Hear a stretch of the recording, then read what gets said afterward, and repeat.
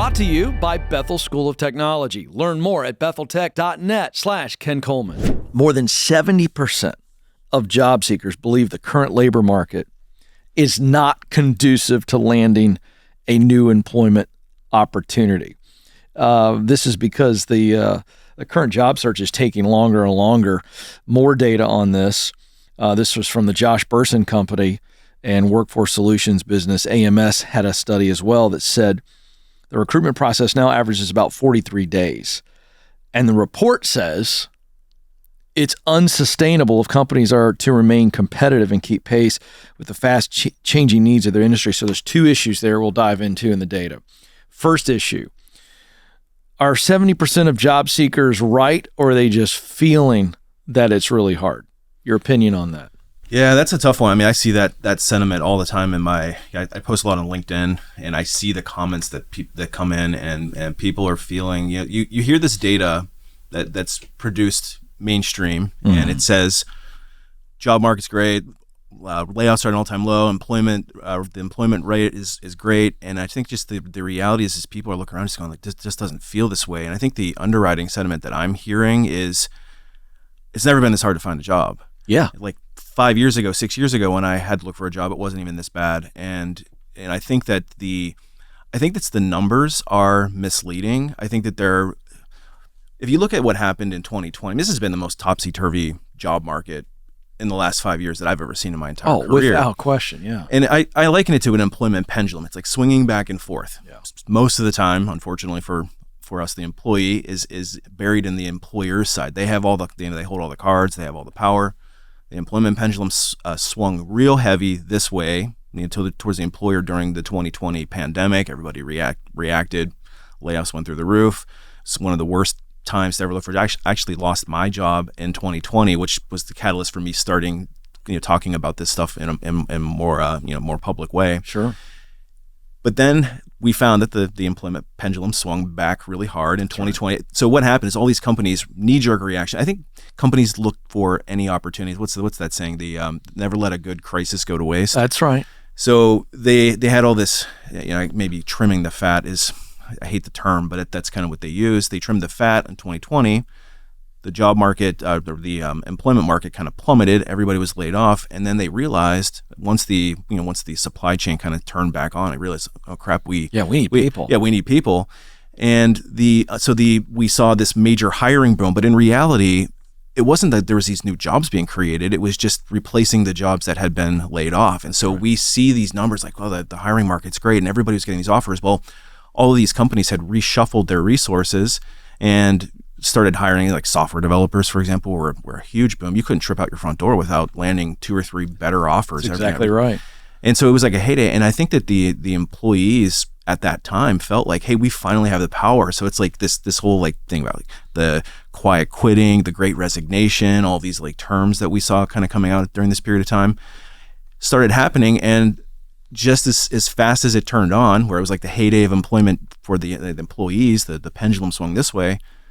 Suddenly it swings back this way really hard. And the reality is that I don't think there was ever, the job numbers are misleading in that I don't think that there was ever a lot of jobs created to begin with. I think it was just a replacement of the jobs that were eliminated in 2020. And a lot of those jobs that were eliminated or being replaced and are now being reported in our numbers, this is my opinion at least, is they took a full-time headcount and then they turned it into 2 part-time headcounts or a contracted headcount. And so the numbers still say, hey, we're adding jobs to the economy. But the reality is it's kind of like the shuffling of the shell game. That's right. Well, let's just be honest. The adjustment by the Bureau of Labor Statistics that was widely reported earlier this month, they adjusted by almost 1 million jobs, or right at that number, 800,000 to 1 million jobs. Yeah. If it was around 800. 800,000.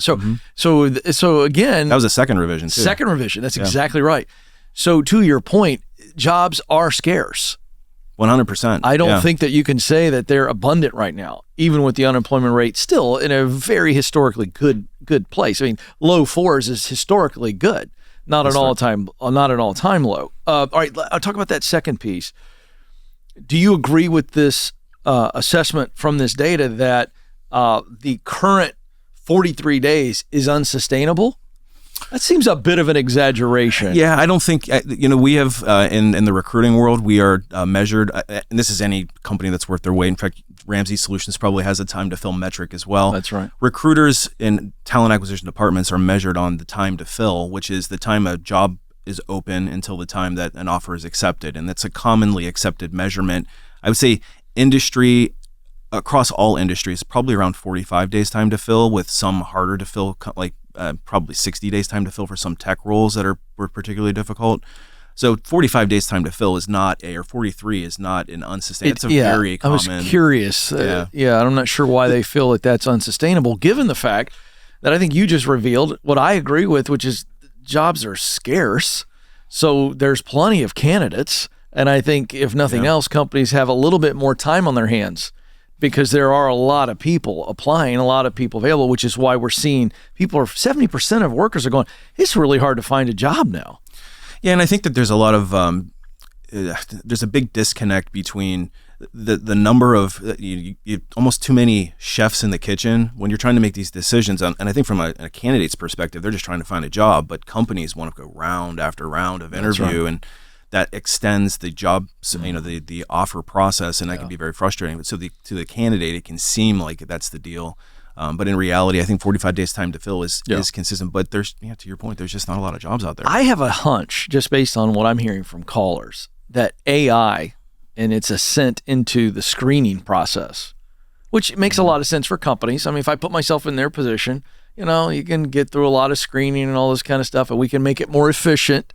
But it feels like it's making it really frustrating for people that are seeking employment because it's so much easier to apply on one hand, but on the other hand, it's also a lot easier, and I use the word easier loosely, to get dumped because of AI software. If you got a keyword in there that flags you, I saw a report that they felt like over 2 million qualified workers were dismissed by AI during 2021 because of that software. So is that also a factor in why 70% of American workers are saying, man, it's really hard to get hired? What's your take on that as an HR guy? Yeah, that's a Pandora's box for sure. I think it's probably one of the most common memes I see in the job search world is, AI chews up my resume and spits it out. The reality is that there's a big misconception about how AI is used in job search, from a recruiter's perspective. All right, let's clear that up. Yeah, so because I'm buying a little bit of that. The reality is that there's always been automation in the applicant tracking systems, and so the AI systems are not necessarily set up to reject. In other words, it's not self-aware. It's not making decisions on your behalf as a recruiter. And as a recruiter, we don't want systems to make decisions on it. I want to see all the candidates so that I can make sure that I find the right person. Okay, so there's a myth that we're busting right out of the gate. 100%. Yeah, it's a myth. Now, there is such a thing as keywords, and sometimes if you're I'll use myself as an example. There was a job that I had posted one time. Within 26 hours, we posted it on a Tuesday at like 4 p.m. It was for a senior IT, like a VP level IT leader at a technical startup.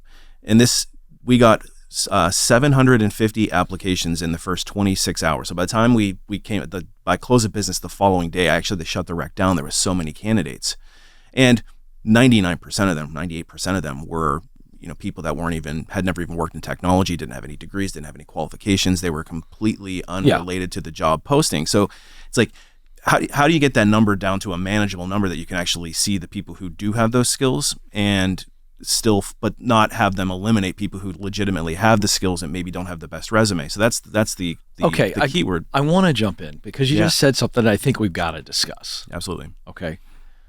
Why in the world are people applying for things that if they had any sense at all, they would realize what you just said? That like this huge chunk of them aren't even qualified. Why are they applying?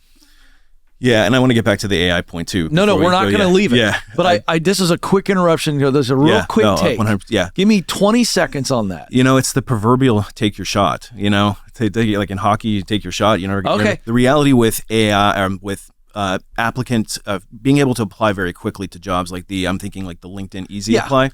I mean, all I gotta do is just hit a button. There's no skin in the game. And now there's AI systems, like on the job seeker side, there's AI systems that will apply for you, and like hundreds of applications at a time. So it's like you can just take your shot. And with the remote jobs nowadays, people can be sitting in India or in Europe and be applying to American jobs, and there's no barrier to entry. All right. Launch your tech career today at betheltech.net/Ken Coleman.